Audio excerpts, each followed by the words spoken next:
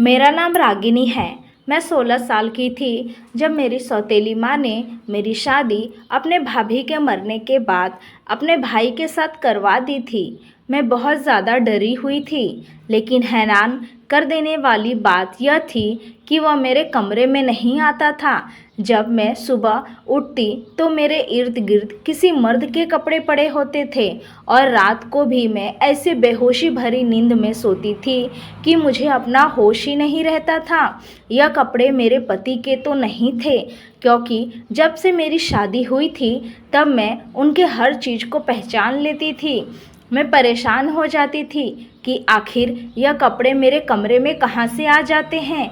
एक दिन मैं रात भर सोई नहीं और देखती रही कि आखिर मेरे साथ अभी तक क्या हो रहा है। मैं जाग रही थी और सोने की एक्टिंग कर रही थी। फिर मेरे साथ वो हुआ जिसकी मैंने कभी उम्मीद भी नहीं की थी, क्योंकि मेरे कमरे में एक ऐसा इंसान आया जिसने मेरे होश उड़ा दिए थे। मैं 7 साल की थी जब मेरी माँ मुझे इस दुनिया से छोड़कर चली गई थी। मेरा कोई भाई भी नहीं था।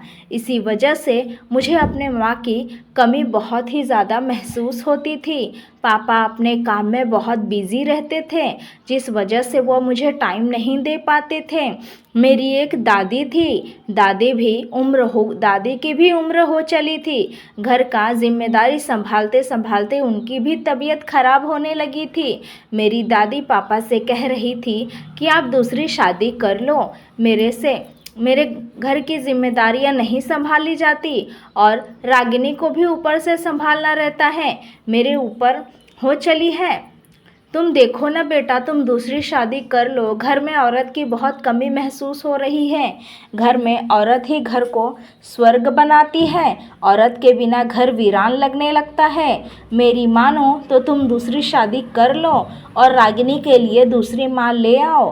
रागिनी अभी छोटी है, उसको अपने माँ की बहुत ज़रूरत है, माँ के प्यार की ज़रूरत है। मेरे पापा ने इस बात से साफ इनकार कर दिया था, क्योंकि मेरे पापा दूसरी शादी नहीं करना चाहते थे। मेरे पापा और मम्मी की लव मैरिज हुआ था। इस कारण मेरे पापा माँ को कभी भुला नहीं पाए थे और पापा मुझे भी बहुत प्यार करते थे। वह मेरे लिए सौतेली माँ नहीं लाना चाहते थे। मेरे पापा का माँ की सौतेली माँ अच्छी नहीं होती है। अगर वह आ जाएगी तो उनकी बेटे को उसका प्यार नहीं देगी जिसकी वह हकदार है। इसीलिए मेरे पापा ने दादी की बात नहीं मानी थी। लेकिन वक्त के साथ साथ घर की सारी जिम्मेदारियां संभाल पाना, पापा का ख्याल रखना, फिर मेरा ख्याल रखना, इस कारण दादी के ऊपर ज़्यादा लोड हो गया था और वो बहुत ही ज़्यादा बीमार रहने लगी थी, जिस कारण दादी को अस्पताल में एडमिट कराया गया था। मेरी दादी अस्पताल में पापा को बोल रही थी, अब तो मान जाओ बेटा, देखो अब मैं कहाँ आ गई हूँ। अगर मुझे कुछ हो गया तो रागिनी की देखभाल कौन करेगा। मेरे जीते जी तुम दूसरी शादी कर लो ताकि मैं सुकून से मर सकूं। तब मेरे पापा ने दादी की बात मान ली थी और वो दूसरी शादी करने के लिए तैयार हो गए थे। मेरे पापा ने दादी से कहा, आप पहले ठीक हो जाओ, यहाँ से जब डिस्चार्ज हो जाओगे ना तब मेरे लिए लड़की ढूंढ लेना, लेकिन अभी आप अपना ख्याल रखो, शादी के बारे में मत सोचो। अभी सबसे ज़रूरी है कि आप ठीक हो जाओ। मेरी दादी 2 दिन तक अस्पताल में एडमिट रही। उनकी तबीयत में सुधार हो रहा था। फिर तीसरे दिन मेरी दादी डिस्चार्ज होकर घर पर आ गई थी। दादी की हालत पहले से बेहतर लग रही थी। दादी ने पापा से कहा कि अब देखो बेटा, तुम शादी करके कोई गलत काम नहीं कर रहे हो। तुम्हारी बेटी के सर पर माँ का साया आ जाएगा। इससे बड़ी बात क्या होगी। मैं तुम्हारे लिए लड़की ढूंढना स्टार्ट करती हूँ पापा की शादी के लिए। मेरी दादी ने हर जगह ये बात फैला दी थी। मेरी एक बुआ भी थी। दादी ने बुआ को यह बात बताई थी। तब बुआ ने कहा कि इस बार अपने भाई के लिए मैं अपने जैसे ही लड़की चुनकर लाऊंगी। जहाँ हर साल मेरी बुआ मॉडर्न ख्यालों वाली औरत थी और मेरी बुआ खुले विचारों वाली औरत थी। मेरी बुआ का कहना था कि वह अपना सपना पूरा नहीं कर पाई थी, अपना पसंद की लड़की से अपने भाई की शादी करवा दें। मेरे पापा ने अपने पसंद से ही शादी की थी मेरे मम्मी से। इस पर मेरी बुआ शादी के वक्त थोड़ी नाराज़ थी, लेकिन इस बार उनकी मर्ज़ी पूरी होने वाली थी, क्योंकि मेरी बुआ अपने पसंद की लड़की से शादी करवाने जा रही थी। 2 दिनों बाद बुआ ने लड़की पसंद भी कर ली थी। लड़की कम उम्र की लग रही थी और बहुत सुंदर भी थी। मेरी बुआ ने लड़की के बारे में पापा को बताया, लेकिन मेरे पापा शादी के लिए साफ इनकार कर दिए और बोले कि मुझे मेरी उम्र की ही लड़की चाहिए। यह लड़की तो मेरे से 10 साल उम्र में छोटी है। कहाँ मैं 35 का और ये लड़की की उम्र 25 साल लग रही है। फिर मेरी बुआ बोलने लगी, भैया आप इस बार मुझे नाराज़ नहीं करेंगे, लड़की वाले शादी के लिए मान गए हैं, फिर आपको इसमें क्या एतराज़। फिर दादी भी पापा को बोलने लगी। फिर सबकी बातें सुनने के बाद पापा ने शादी के लिए हाँ कर दिया था। हालांकि वह शादी अपने खुशी से नहीं कर रहे थे, बस मेरे पापा यह शादी मेरे खुशी के लिए कर रहे थे, ताकि मुझे माँ मिल सके, मुझे माँ का प्यार मिल सके। मेरे पापा ने कह दिया था कि शादी वह सादगी से ही करेंगे, शादी में ज़्यादा खर्चा करने की ज़रूरत नहीं है। फिर 1 हफ्ते के अंदर ही मेरे पापा और मेरी नई माँ की शादी हो गई थी और मेरी नई माँ शादी करके हमारे घर में आ गई थी। मेरी सौतेली माँ का व्यवहार मेरे साथ बहुत अच्छा था। मेरे पापा यह देखकर बहुत खुश हो गए थे और मेरी दादी भी। मेरी सौतेली माँ जहाँ कहीं भी जाती मुझे अपने साथ ले जाया करती थी, लेकिन पापा को इस बात से ऐतराज़ भी नहीं था। वह बोलते थे कि रागिनी, तुम अपनी माँ के साथ जाया करो, तुम्हारी माँ जो भी कहे वह किया करो। मैं कभी भी ऐसी कोई हरकत ना करना जिससे तुम्हारी माँ परेशान हो जाए या तुम्हें भला बुरा सुना दे। मैं नहीं चाहता कि तुम्हें कोई भी भला बुरा सुनाए। हमारे घर में मेरी सौतेली माँ को किसी तरह की कोई कमी नहीं थी। उनका जो दिल करता था वह किया करती थी और जहाँ दिल करता वहाँ जाया भी करती थी। शायद मेरे पापा यह सोचते थे कि वह उनके उम्र में छोटी थी और इसी वजह से पापा उन पर ज़्यादा पाबंदियां नहीं लगाते थे और ना ही उनसे कभी कोई ज़्यादा सवाल जवाब करते थे। उन्हें हमेशा खुश रखने की कोशिश करते थे, क्योंकि वह नहीं चाहते थे कि मेरी सौतेली माँ ने उनके पूरे घर को संभाला हुआ था, तो इसी वजह से उनकी पत्नी को भी कोई कमी नहीं होनी चाहिए थी। मोहल्ले की औरतें मेरे नई माँ को देखने के लिए और मिलने के लिए हमारे घर पर आया करती थी। वह दादी के यहाँ कहती थी कि तुम्हारी बेटे ने नई पत्नी तो बहुत ही खूबसूरत है। इस पर मेरी बुआ भी काफ़ी खुश होती थी। उनका कहना था कि यह मेरी पसंद है, इसीलिए तो खूबसूरत है। मेरी बुआ हमेशा से ही ऐसी ही थी। उनको अपनी तारीफ़ करवाने का बहुत शौक़ था और इस बार भी वह पापा की शादी करवा कर बहुत खुश हो रही थी, क्योंकि उनकी खूबसूरत भाभी को देखकर लोग उनकी ही तारीफ़ तो कर रहे थे। मेरी सौतेली माँ का बिहेवियर मेरे और मेरे दादी के साथ शुरू में तो काफ़ी अच्छा रहा था। इसे दिन इसी तरह गुजर रहे थे। देखते ही देखते मैं 16 साल की हो गई थी। अब तक मेरी सौतेली माँ मेरे साथ ऐसा कोई भी व्यवहार नहीं की थी। वह मेरे साथ अच्छा ही बर्ताव कर रही थी। मेरी सौतेली माँ अपने मायके भी जाया करती थी। मेरी सौतेली माँ के मायके में कोई नहीं था। उनके माता पिता भी उन्हें छोड़कर इस दुनिया से बहुत पहले ही चले गए थे। वह अपने भाई के साथ रहती थी। जब मुझे अपने मायके ले जाती थी तो मेरे सौतेली माँ मुझे अपने भाई के पास बैठने के लिए बोलती थी। मुझे यह बात बड़ी हैरत लगती थी कि मेरी सौतेली माँ अपने भाई के पास क्यों बैठने के लिए बोलती है। आखिर उनका भाई कोई छोटा बच्चा थोड़ी ना था। वक्त गुजरने के साथ साथ मेरी दादी और ज़्यादा बूढ़ी हो गई थी। अब उनके शरीर में जान नहीं थी चलने फिरने की। अब वो यहाँ वहाँ आ जा नहीं पाती थी। एक दिन मेरी दादी बहुत ज़्यादा ही बीमार पड़ गई और वह हमें इस दुनिया में अकेला छोड़कर चली गई। उस वक्त हमारे ऊपर बहुत मुसीबत आ गई थी। मैं रो रो कर अपना बुरा हाल बना ली थी, क्योंकि मैं दादी से बहुत ही ज़्यादा अटैच थी। मेरी माँ के जाने के बाद एक दादी ही तो थी जिनके साथ मैं वक्त गुजारती थी। मेरी दादी के जाने के बाद ऐसा लगा मेरी ज़िंदगी ने अलग ही करवट ले ली हो। मेरी सौतेली माँ का बर्ताव पूरी तरीके से बदल गया था। वह मेरे साथ अच्छा बर्ताव नहीं करती थी, मेरे साथ घर का सारा काम करवाती थी मेरे से। पापा जब रहते थे तब मेरे से कोई काम नहीं करवाती थी, लेकिन पापा के जाते ही वह अपने अलग रूप में आ जाती थी और मुझे सारा काम करवाती थी। मेरी सौतेली माँ का बिहेवियर हमारे साथ बदलता न चला जा रहा था। जब भी अपने मायके अपने भाई से मिलने जाया करती तो मुझे अपने साथ ले जाया करती थी। इस बात पर पापा ने कभी कोई एतराज़ नहीं किया था। उन्होंने मुझसे कहा कि सौतेली माँ ही सही, मगर वह तुम्हारी नानी का घर है, वहाँ पर जाने में कोई हर्ज नहीं था। लेकिन वहाँ पर मेरी सौतेली माँ के भाई के अलावा कोई भी तो नहीं होता था।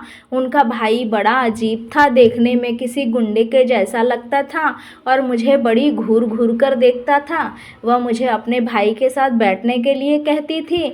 मुझे इस बात से बहुत हैरत होती थी, सौतेली माँ मुझे अपने भाई के साथ बैठने के लिए क्यों कहती हैं। मैं उनके भाई से दूर रहने की ही कोशिश करती थी। ऐसे में मुझे वहाँ जाना अच्छा नहीं लगता था। वह अपने साथ मुझे ज़बरदस्ती अपने मायके ले जाया करती थी। मुझे उनके घर जाना बिल्कुल भी पसंद नहीं था।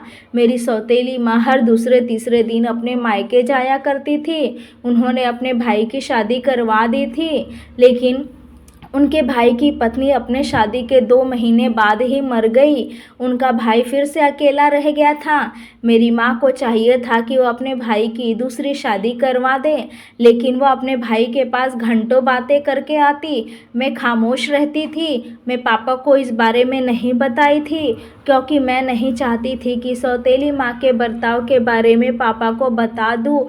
इससे पापा परेशान हो जाते, लेकिन कोई बात कब तक छुपाया जा सकता था। आखिर कभी न कभी तो पता चलना ही था। एक दिन पापा को पता चल गया कि मेरी सौतेली माँ का व्यवहार मेरे प्रति अच्छा नहीं है। मेरी सौतेली माँ को बोल पड़े कि तुम्हारा मेरे बेटी के साथ बिहेवियर अच्छा नहीं है, तुम्हें मेरी बेटी के साथ ऐसा नहीं करना चाहिए। जिस पर मेरी सौतेली माँ का कहना था, मैंने अब तक तुम्हारी बेटी को काफ़ी बर्दाश्त कर लिया, लेकिन अब नहीं कर सकती। पापा का कहना था, तो वो इस घर में रहती है, अब तुम उसे बर्दाश्त नहीं करोगी तो फिर उसे कहाँ भेजूँ। जिस पर मेरी सौतेली माँ ने पापा को एडवाइस दी कि तुम रागिनी की शादी करवा दो। उस वक्त मेरी उम्र 16 साल की थी।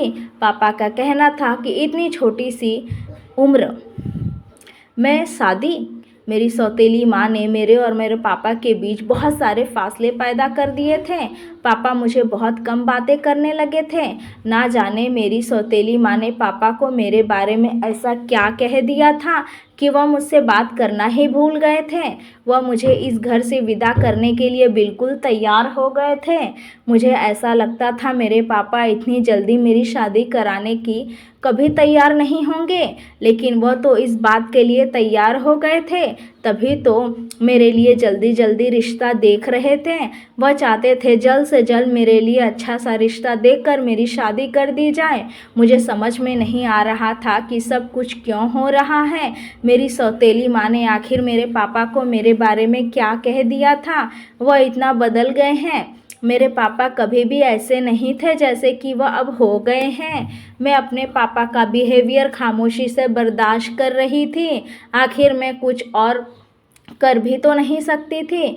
सब कुछ मेरी सौतेली माँ के हाथ में ही था। मैं चाहकर भी कुछ नहीं कर पाई। मेरी गलती थी कि मुझे शुरू में ही पापा को सब कुछ बता देना चाहिए था। अगर उस वक्त मैं पापा को अपने सौतेली माँ के बारे में सच सच बता दी होती तो आज मेरे साथ ये ना होता जो आज होने जा रहा था। एक दिन मुझे पता चल गया कि सौतेली माँ ने पापा को मेरे बारे में क्या कहा था। उन्होंने मेरे पापा को कहा था कि मेरा मोहल्ले में किसी लड़के के साथ अफेयर चल रहा है। मेरी सौतेली माँ ने मुझ पर यह इल्ज़ाम लगा दिया था। के घर से जाते ही मैं घर से बाहर निकल जाती हूँ और उनके लाख मना करने के बावजूद भी उनकी किसी बात को नहीं मानती। यह बात सुनते ही मेरे पापा इस बात को मानने के लिए तैयार ही नहीं थे, क्योंकि मेरे पापा मुझ पर पूरा भरोसा करते थे। जब मेरे पापा ने यह बात पर यकीन नहीं किया तब मेरी सौतेली माँ बहुत गुस्सा हो गई थी और पापा से कहने लगी, आपको मेरे बात पर यकीन करना ही होगा, आपको सबूत लाकर दूंगी तभी आप मेरी बातों पर यकीन करेंगे। उस दिन पापा और मम्मी में लड़ाई हुई थी। फिर अगले ही दिन पापा काम पे चले गए थे। मैं घर में बैठकर कुछ काम कर रही थी। उसी वक्त मेरी सौतेली माँ मेरे पास आई और मुझे बोलने लगी कि पड़ोस वाली आंटी ने तुमको याद किया है, उनकी तबीयत थोड़ी ठीक नहीं है, बोल रही थी कि उनकी काम में तुम्हें थोड़ा हेल्प कर दूं। मैं बाहर जाना चाह रही थी क्योंकि मुझे घूमना फिरना ज़्यादा पसंद नहीं था, क्योंकि मेरी सौतेली माँ ने मुझे बार बार जाने के लिए कहा। तब मैं उनका कहना मान गई थी। हालांकि मैं जानती थी कि मेरी सौतेली माँ अच्छी नहीं है, लेकिन फिर भी मैं उनकी बात मान गई। मैंने सोचा आखिर आंटी के पास ही तो जाना है, इसमें ऐसा क्या है। फिर मैं चली गई थी मेरे घर से। मेरे घर में जाते ही मेरी सौतेली माँ ने तुरंत पापा को फ़ोन करके उनको दोपहर में ही घर पे बुला लिया था, यह दिखाने के लिए मैं लड़के के साथ वक्त बिताती हूँ। लेकिन मैं तो सौतेली माँ के कहने पर ही आंटी के पास मिलने के लिए गई थी, मैं किसी लड़के के पास नहीं गई थी। पापा जब घर पर आए तो मुझे घर में न पाकर उन्हें बहुत बड़ी हैरानी हुई थी। मुझे नहीं पता था कि मेरी सौतेली माँ अपनी छोटी बात पर यकीन दिलाने के लिए वो इतना नीचे गिर जाएंगी कि गलत इल्ज़ाम मेरे ऊपर लगाकर अपनी बात को सही साबित करेंगी। घर के बाहर निकलने के बाद मेरी ज़िंदगी पूरी तरीके से बदल गई थी। मेरे पापा इस बात से अनजान थे कि मैं पड़ोस वाले आंटी के घर पर गई हूँ, लेकिन मेरी सौतेली माँ ने उन्हें यह बताया कि मैं किसी लड़के से मिलने गई हूँ। जब मेरे पापा मुझे घर में मौजूद नहीं देखे तब वह हैरान रह गए। पापा जो पहले से ही माँ की बात पर बिल्कुल भरोसा नहीं कर रहे थे, अब अपनी आंखें देखकर इस बात को मानने लगे थे। मैं गलती कर रही हूँ, लेकिन उन्होंने मुझे इस बारे में एक बार भी नहीं पूछा था कि ये बात सच है या फिर गलत। वह मेरी सौतेली माँ की बात पर आंखें बंद करके यकीन कर लिया करते थे। अब तो उनको मेरी सौतेली माँ की सारी बातें सच लगने लगी थी। फिर मेरे पापा ने सौतेली माँ से कह दिया कि तुम जल्दी से जल्दी लड़का देखो, लड़का चाहे जैसा भी हो इसकी जल्दी से जल्दी शादी करवा दो। मुझे इस बात से कोई एतराज़ नहीं होगा। आज मुझे भी वह दिन अच्छी तरह से याद है जब मैं घर वापस आई थी तो मेरे पापा ने मुझ पर बहुत गुस्सा किया था और मुझे उनके गुस्से की वजह से मालूम भी नहीं। मुझे यही लग रहा था कि वो मेरे घर के बाहर जाने पर गुस्सा कर रहे थे, जबकि वे इस बात से अनजान थी कि मेरी सौतेली माँ ने उनको न जाने मेरे बारे में क्या बता दिया था, जिसकी वजह से पापा मुझ पर इतना ज़्यादा गुस्सा कर रहे थे। फिर मेरी सौतेली माँ ने अपने भाई से सदवा शादी करवाने की बात की। मेरे पापा मान गए थे क्योंकि वह मुझे जल्द से जल्द इस घर से विदा कराना चाहते थे।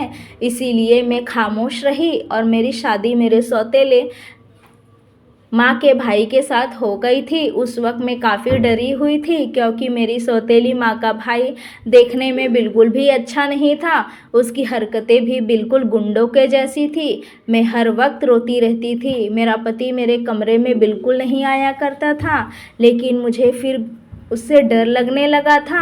मैं उसके सामने नहीं आती थी, सारा दिन खुद को कमरे में बंद करके रखती थी। मैं उसके घर से निकलने के बाद ही अपने घर से बाहर आया करती थी और अपने पति के घर पर आने से पहले ही मैं सारे काम निपटा लेती थी और मैं खाना बनाकर अपने लिए एक थाली में निकाल कर अपने कमरे में ले जाकर खाती थी। मेरे पति जाकर अपना खाना खुद ही निकाल कर खाते थे। कुछ ही दिनों तो सब कुछ ठीक था, मगर फिर ऐसा होने लगा जैसे ही मैं सुबह उठती तो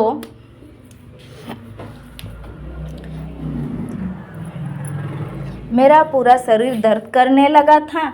मेरे इर्द गिर्द तो मुझे मर्द के कपड़े नज़र आते थे। कहीं पर शर्ट होती तो कहीं पर पैंट होती। यह एक दिन नहीं बल्कि हर रोज़ मेरे साथ अब ऐसा होने लगा था।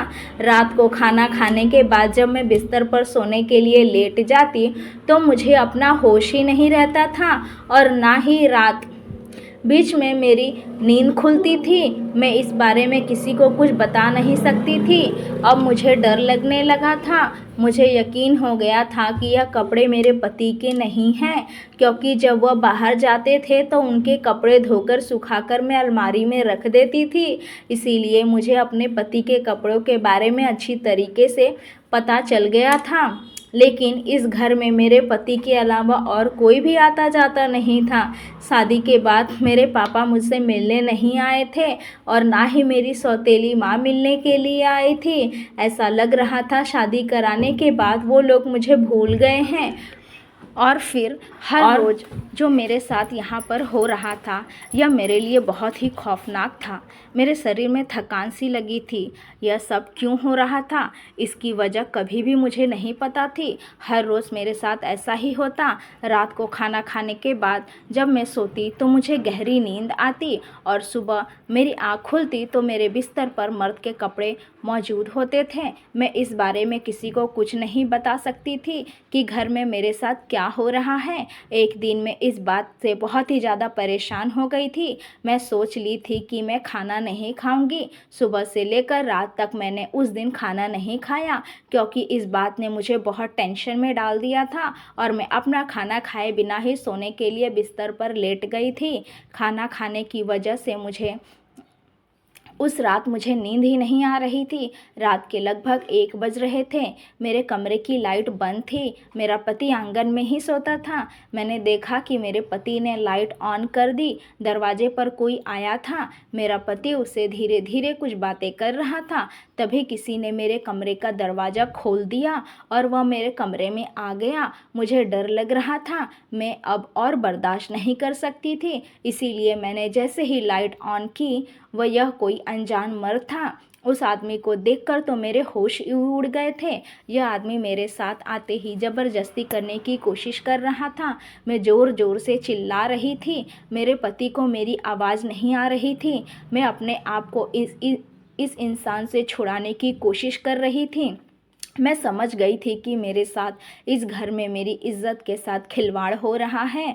मेरे समझ में कुछ भी नहीं आ रहा था कि मेरे साथ क्या हो रहा है। इस इंसान में मुझे पूरे अपने वश में कर लिया था। मैं जल्दी से सामने टेबल पर रखी फूलदान उठाकर उस आदमी के सर पर दे मारा, जिस आदमी के सर से खून बहने लगा। फिर मैं जल्दी से दरवाज़ा खोलकर भागने की कोशिश कर रही थी, क्योंकि मैं अपने होशो आवाज़ खो चुकी थी। लेकिन मेरे पति ने मुझे पकड़ने की कोशिश की और वो मुझे खामोश रहने के लिए कह रहा था, लेकिन मैं ज़ोर ज़ोर से चिल्ला रही थी। जब मैं ज़ोर ज़ोर से चिल्लाई तब आसपास के लोग भी जमा हो गए थे। मेरा पति मुझे घर से बाहर निकालने नहीं दे रहा था। मोहल्ले के लोग की आवाज़ सुनकर छलांग मारकर घर के अंदर आ गए और मैंने उनको रोते हुए सब कुछ बता दिया। मोहल्ले के लोग ने मेरे पति और उसे आदमी को खूब पिटाई की और रात के इस टाइम पर पुलिस को भी बुलाया था। पुलिस वाले ने मेरे पति और उस आदमी को अरेस्ट कर लिया था। फिर मोहल्ले वालों ने मुझे बताया कि इस लड़के का तो यही काम है, यह नई नई लड़कियों को यहाँ पर लाता है और उनके साथ मर्दों से गलत धंधा करवा कर पैसे कमाता है। लेकिन मैं पुलिस को बताई कि मैं उनकी पत्नी हूँ। फिर मोहल्ले वालों ने बताया कि तुम इसकी पहली पत्नी थोड़ी ना हो, न जाने कितनी सारी लड़कियों को अपनी पत्नी बनाकर यहाँ पर लेकर आता है और रात को लोगों से पैसे वसूल कर अपनी पत्नी को उनके हवाले कर देता है और न जाने कितनी लड़कियों को यह तो बेच भी चुका है। मैं समझ गई कि इसका मतलब कि मेरे पति की पहली पत्नी मरी नहीं थी, बल्कि उसने उसको किसी के हाथ महंगी कीमत पर बेच दिया था। मेरे साथ यह सब क्या हो गया? मुझे अपने शरीर से घिन महसूस हो रही थी। मेरा पति हर रात मेरी कीमत लगाता था और पैसे वसूल करता था, क्योंकि उसका दूसरा कोई काम ही नहीं था। लोगों का कहना था वह इस आदमी को रंगे हाथों पकड़ना चाहते थे, लेकिन हर बार नाकामयाब हो जाते थे। आज मेरे इतना ज़्यादा हंगामा करने के बाद वह कर लिए थे। फिर मैंने इस आदमी से मोबाइल के कॉल करके अपने पापा को अपने घर बुला लिया था और पापा को सारी बात बताई। तब मेरे पापा मेरी सौतेली माँ पर बहुत गुस्सा हुए थे और फिर मेरी सौतेली माँ से पूछने लगे कि तुमने ऐसा क्यों किया। सौतेली माँ का यही कहना था कि मुझे इस बारे में कुछ भी नहीं पता था, लेकिन फिर भी मेरे पापा ने मेरे खातिर सौतेली माँ से डिवोर्स ले लिया था और उन्हें बोले कि मैं अपने बेटे को अपने घर ले जा रहा हूँ। मेरी इज्जत ना जाने किस किस के सामने नीलाम हो गई थी। यह बात तो मुझे भी पता नहीं चली थी। दरअसल मेरा पति इतना ज़्यादा चालाक था कि उसने अपने खाना बनाने वाले मसाले के अंदर ही नशे की दवाई मिलाई हुई थी। जब उस मसाले से मैं खाने में डालती थी तो उसके अंदर नींद की दवाई भी मिक्स हो जाती थी। उसके बाद मैं अपने हिस्से का खाना लेकर कमरे में आकर खा लिया करती थी, जिसको खाने के बाद मैं बेहोश हो जाती थी और फिर मैं गहरी नींद आ जाती थी। फिर मुझे पता ही नहीं चलता कि मेरे साथ क्या होता है, और जो लोग मेरी इज्जत के साथ खिलवाड़ करते थे वह अपने कपड़े कमरे में छोड़कर दूसरे कपड़े पहनकर वहाँ से चले जाते थे। मेरा पति तो बाहर बैठकर खाना खाता था, इसीलिए मुझे पता नहीं चलता कि वो मार्केट से खाना लाकर खाता है। वह दिन मेरी ज़िंदगी का सबसे खतरनाक दिन था। पुलिस ने मेरे पति को अरेस्ट करके बहुत कड़ी सज़ा दी थी। पापा मुझे अपने घर ले आए थे और उन्होंने फ़ैसला किया कि मेरी शादी अब अच्छे परिवार में करेंगे। पापा ने अपनी गलती पर मुझसे माफ़ी भी मांगी थी और मैंने उन्हें माफ़ कर दिया था। आप लोग सावधान रहा करिए, ऐसे किसी पर इतना भरोसा मत करिए कि आप अच्छे और बुरे में फ़र्क समझना ही भूल जाए और इतना बड़ा कदम उठा लें कि जो आपके लिए बाद में हानिकारक साबित हो। मैं अपने पापा के घर में खुश हूँ और वह मेरे लिए रिश्ता तलाश कर रहे हैं। यहाँ पर मेरी ज़िंदगी अच्छी गुजर रही है और पुराने हादसे को मैं भुलाने की कोशिश कर रही हूँ। उम्मीद है दोस्तों आपको ये कहानी ज़रूर पसंद आई होगी। कहानी पसंद आई है तो वीडियो को लाइक और अपने दोस्तों को शेयर करना ना भूलें। ऐसी ही कहानियाँ सुनने के लिए हमारे चैनल को सब्सक्राइब ज़रूर करें। नोटिफिकेशन बेल को ऑल करना ना भूलें, जिससे वीडियो की आने वाली हर अपडेट सबसे पहले आपको मिले। थैंक्स फॉर वॉचिंग दोस्तों।